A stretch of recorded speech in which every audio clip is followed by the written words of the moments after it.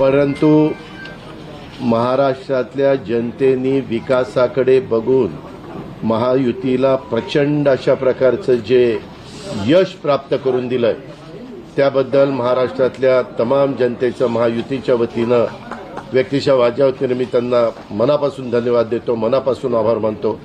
सगळेच कार्यकर्ते राबले, उमेदवार राबले, सगळे सहकारी घटक पक्षाचे, मित्र पक्षांचे सगळे आमचे सहकारी त्याच्यामध्ये स्वतःला झोकून दिलं आणि सगळ्यांनी ही निवडणूक आपली स्वतःची निवडणूक आहे असं समजून त्या ठिकाणी कामाला लागले। आमच्या ज्या योजना होत्या योजनांच्याबद्दल बरेच थोडीशी चेष्टा मस्करी करण्यात आली, आम्हाला त्याच्यामध्ये दोष देण्यात आला, आमची थोडंसं टीका टिप्पणी करण्यात आली की राज्य कंगाल केलं, अमुक झालं तमुक झालं। परंतु नंतर त्यांचे जाहीरनामे बाहेर आल्यानंतर आम्हाला ते दिसलं की हे काय चाललेलं आहे, कसं चाललेलं आहे, कुठलाही हिशोब न ठेवता अशा प्रकारचे जाहीरनामे बाहेर आले आणि आपण सगळ्यांनी त्या ठिकाणी पाहिलं। आम्ही मुळात काय केलं, लोकसभेच्या निवडणुकीच्या निमित्तानं आम्हाला मोठं अपयश आलं। म्हणजे महाराष्ट्रामध्ये आम्हाला तिघांनाही वाटलं नव्हतं की बाबा अशा प्रकारचं आपल्याला अपयश मिळेल, परंतु ते मिळालं, आम्ही ते मान्य केलं। त्याच्यातून आम्ही पुन्हा सावरण्याचा प्रयत्न केला।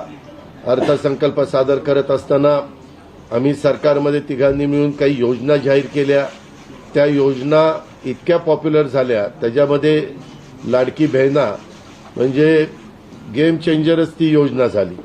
अंडर करंट असा का बहिणींनी दाखवला की सगळे ताणे पडले, सगळे आडवे झाले। एक माझं स्वतःचं स्पष्ट मत आहे, प्रत्येकाची वेगवेगळी मतं असू शकतात आणि उलट आमच्यावर आता जबाबदारी वाढलेली, कारण एवढ्या प्रचंड बहुमताने, म्हणजे मी तर जसा राजकारणात आलोय तसं 222 आणि 225 महायुतीला किंवा कुठल्याही आघाडीला महाराष्ट्रामध्ये तरी कधी असं यश मिळालेलं माझ्या तरी पाहण्यात नाही, माझ्या तरी ऐकवत नाही। कदाचित पूर्वीचा काळ वेगळा काँग्रेसचा असेल त्यावेळेस कधी झालं असलं तर माहिती नाही, परंतु बाकीचे विरोधक नगण्य होते त्यावेळेसची गोष्ट। परंतु अलीकडच्या काळामध्ये जसं आम्हाला समजतंय तसं तर एवढं प्रचंड यश हे पहिल्यांदाच मिळालेलं यशाने आम्ही हुरळून पण जाणार नाही आणि आम्ही अतिशय जमिनीवर पाय ठेवून आता म्हणजे जसे जसे ते आकडे आम्हाला दिसत होते तसे तसे तसे फायनान्सच्या गोष्टी माझ्या डोळ्यासमोर येत होत्या। मी देवेंद्रजींना पण फोन केला तेव्हा म्हटलं देवेंद्रजी खूप काही काम करावं लागेल। एकनाथरावजींना पण तसं सांगितलं की फार आर्थिक शिस्त आपल्याला त्याच्यामध्ये आणावी लागेल आणि आम्ही आणू, त्याच्यात आम्हाला हे नवीन नाहीये, आम्ही सगळे अनुभवी माणसं, आम्हाला त्याच्यामध्ये कुठली काही अडचण नाही आणि शिवाय आमच्या पाठीशी केंद्र सरकार आहे, तो आम्हाला खूप मोठा एक आधार आहे, एक आमच्या पाठीशी एक मोठा भक्कम अशा प्रकारचा भरोसा आहे आणि त्याच्यामुळं या सगळ्या ज्या काही गोष्टी झालेल्या आहेत, आता विरोधक टीका करतात की बाबा बॅलेट पेपरनी घ्यायला पाहिजे होतं, मग बॅलेट पेपरने लोकसभेला पण घ्यायला पाहिजे होतं, लोकसभेचा निकाल लागला की तो बरोबर आणि इथला निकाल लागला की मग बॅलेट पेपर यायला पाहिजे, मग मशीन काय ईव्हीएम बरोबर नाही, असं नाही चालत। आता झारखंड पण आमच्या हातनं गेलंच ना, आम्ही कुठं काय म्हणतो, ठीक आहे त्या जनतेने कौल दिलेला आहे तशा पद्धतीनं महाराष्ट्रातल्या विशेषतः महाराष्ट्रामध्ये बऱ्याचदा आपले जे 6 रिजन आहेत ना, मराठवाडा, विदर्भ, पश्चिम महाराष्ट्र, कोकण, मुंबई अशा सगळ्या वेगवेगळ्या रिजनमध्ये, नाशिक, सगळीकडेच तुम्ही बघितलं तर सगळीकडे महायुती जोरात चालली। असं कुठं नाही की मागच्या वेळेस कसं झालं, आम्हाला झटका दिला तो मराठवाड्याने दिला, आमची एकच जागा त्यावेळेस भुमरे साहेबांची आली समाज स्थितीतली, बाकीकडे सगळीकडे आम्हाला दारुण पराभवाला सामोरं जावं लागलं आणि तसं ह्यावेळी झालं नाही। तुम्ही जर अंदाज घेतला तर सगळीकडेच चांगल्या प्रकारे महायुतीला यश मिळालं, काही जागा गेल्या त्या फार थोड्या मतांनी त्या बाबतीमध्ये गेलेले आहेत असंही चित्र। आणि मीडियावाल्यांनो मला एक, तुम्हाला इलेक्ट्रॉनिक पण आहे, प्रिंट पण मीडिया आहे, मला एक कळत नाही, तुम्ही खऱ्या बातम्या देत चाला ना, जे खऱ्या देत नाही त्यांना मला म्हणायचं तुम्ही बाकी सगळे खऱ्या बातम्या देतात, त्याच्याबद्दल दुमत नाही, पण मी टीव्ही चालू केलं आणि अजित पवार पोस्टल बॅलेटमध्येच मागं, मी विचारतोय तिथं फोन करून, ते म्हणले नाही दादा आपण पुढे आहे। आता माझं लीड 1,02,000 मताधिक्य मी मिळवलंय आणि खुशाल तुम्ही दाखवताय अजित पवार मागं, अजित पवार मागं।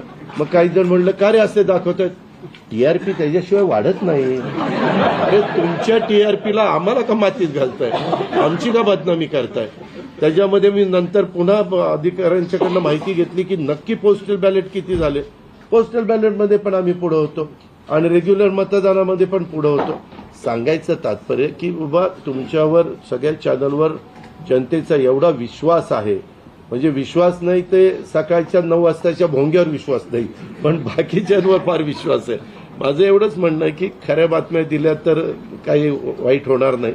पण खूप चांगलं यश मिळालं. अजून पण काही काउंटिंग चालू आहे, काही ठिकाणी रिकाउंटिंग मागितलेलं. ठीक आहे, तो त्यांचा प्रत्येकाचा अधिकार आहे.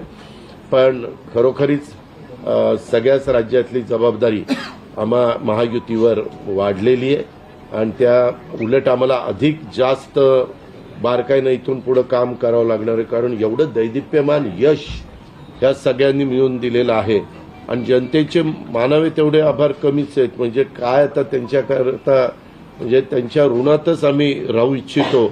आणि 5 वर्ष अक्षरशः अतिशय एकोप्याने ही युती शेवटपर्यंत कशा पद्धतीनं काम करेल आणि जनतेने टाकलेल्या विश्वासाला कुठल्याही परिस्थितीमध्ये तडा जाऊन दिला जाणार नाही. अतिशय चांगल्या पद्धतीनं राज्याच्या सर्वांगीण विकासाच्या करता जसं आम्ही विकास हा केंद्रबिंदू मानून पुढे गेलो तशाच पद्धतीचं काम हे इथून पुढच्या काळामध्ये देखील महायुतीच्या वतीनं त्या ठिकाणी चालेल अशा प्रकारची खात्री मी आपल्या पत्रकार मित्रांना पण देतो आणि आपल्यामार्फत महाराष्ट्रातल्या तमाम जनतेला देतो. पुन्हा एकदा मतदार बंधू भगिनींचं, सर्वांचं, मीडियाचं, इलेक्ट्रॉनिक प्रिंट सर्वांचं मी मनापासून आभार मानतो, मनापासून धन्यवाद देतो. धन्यवाद. अरे मराठी मातृभाषा अभिजात भाषेचा दर्जा आत्ताच दिलाय ना, लगेच विसरायला लागला. नाही ते दिल्लीत बोलतात.